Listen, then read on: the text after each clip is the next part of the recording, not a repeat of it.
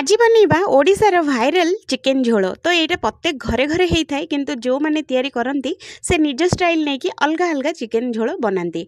तो चलते फ्रेंड्स, आज मुझे झोल बनैबी, देखिए आपण मैंने देखिए जदि निहाती थरे देखला मात्रे ही बनैबा को इच्छा हम। तो यहाँ बहुत ही सहज, तापर स्वाद तो कही नहला भाया एत स्वाद। जदि क्या करके दियंती सी तो आपण मान प्रशंसा न करी टोटाल जीवेनी। तो यहाँ बनैबा अति सहज, तापर बहुत टेस्टी भी लगे। तो चलतु बनैबा। तो मु नहीं जाइए आमर 700 ग्राम चिकेन। तो देखिपे फ्रेंड्स, चिकेन टाक मु बढ़िया से धोई सारी। तो चलतु आधे किसी गुंड मसला ऐड करवा।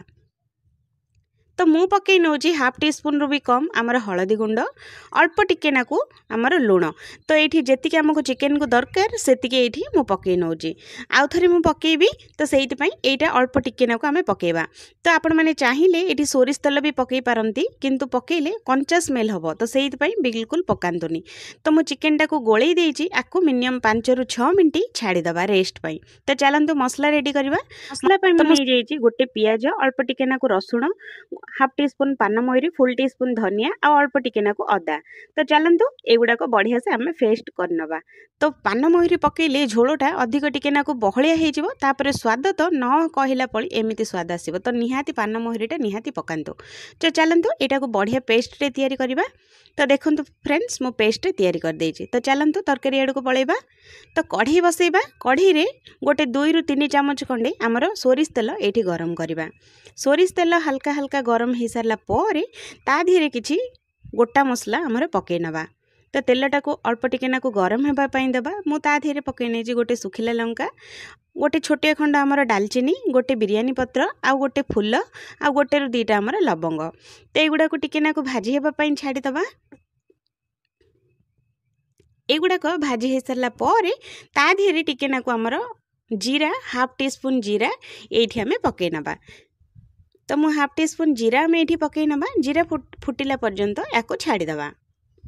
तो जीरा गुड़ाक फुटिगला फ्रेंड्स, देखिपे ये पकई नवा गोटे रु 2टा आमर कंचा लंका, तापर ये किसी कटा होता पियाज। तो मुझे पियाज नहीं मीडियम साइज रो 2टा पियाज, आपण मैंने देखिकी निहाती पकेबे।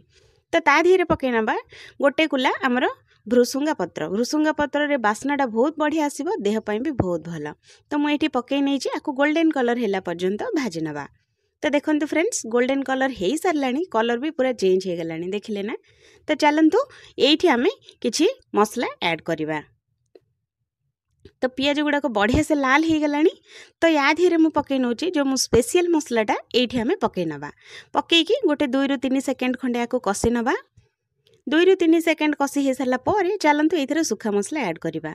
तो मु ऐड कर नौ हाफ टी स्पून हलदी गुंड, फुल टी स्पून आमर लंका गुंड, फुल टी स्पून आमर धनिया गुंड, तापर अल्प टिके नाकू आमर लुण, स्वाद अनुसार लुण नहीं जाए।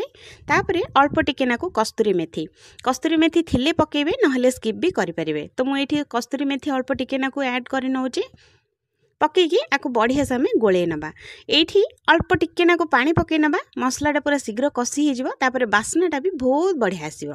तो से पानी टिके नाकू पकईकी मसलाटा को गोटे 2 ରୁ 3 मिनट कषि नवा।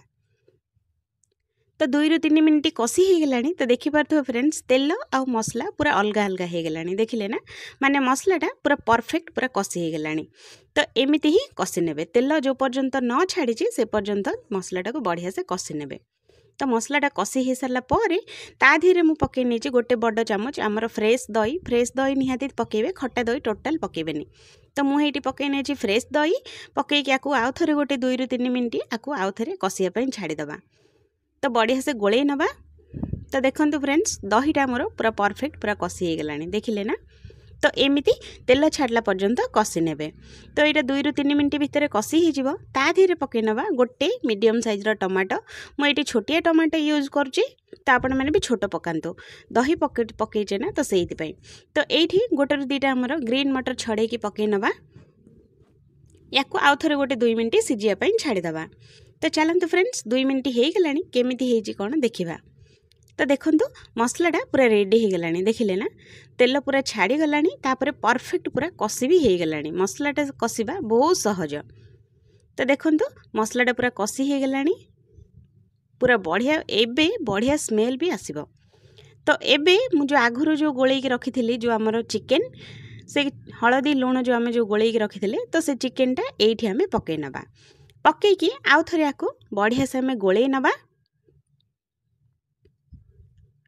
बढ़िया से गोल ने तो मुझे बढ़िया से आमर गोल नहीं तो चलतु आपको घोड़े नवा गोटे 5 मिनट घोड़े नवा तो 5 मिनट हो सारी तो चलतु फ्रेंड्स देखा आमर चिकेनटा केमती है तो देखो फ्रेंड्स चिकेनटा पूरा परफेक्ट होगी कषि हो गला देखिले ना पूरा तेल भी साइड हो जापर पीस गुड़ाक भी बहुत बढ़िया से सीझी गला कषि भी हो गला तो देखु चिकेनटा कषि हो सारापर ये मुझे ऐड करुँची फ्रेंड्स आमर छणा आलू आपण मैंने आलू इच्छा थिले पकातु नहेले स्किप भी करें तो मुझे आलू गुड़ा को छाणिकी नहीं जाइए तो पकई नवा पकईकी आपको गोल नवा तापर गोटे ग्लास आमर गरम पानी ये मु ऐड करुँची गरम पानी ही देबे झोलटा बहुत बढ़िया लगे तो से गरम पानी ये मुझे ऐड कर नहीं तापर चलतु आपको बढ़िया से गोल नवा आउ थे गोटे 2 मिनट आपको फुटियापाई छाड़ीदबा तो 2 ରୁ 3 मिनट आपको मुझे छाड़ी देती फुटियापाई तो चलतु देखा प्रथमे चिकेनटा केमती है तो देखो फ्रेंड्स